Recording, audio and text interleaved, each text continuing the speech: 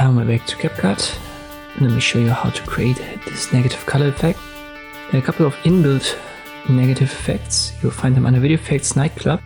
And they're very good for music videos, for dancing videos, stuff like this. Let me use the color negative. As I've said, here's a blue negative, a simple inversion negative. They all work the same. The speed in this case, you want to set it so it matches your beat, depending on the BPM of your track. Set that here, and the color is just for the intensity. I would say that in almost all cases you want to have that set to 100. I hope this video was helpful. Thank you for watching, and I'll see you next time.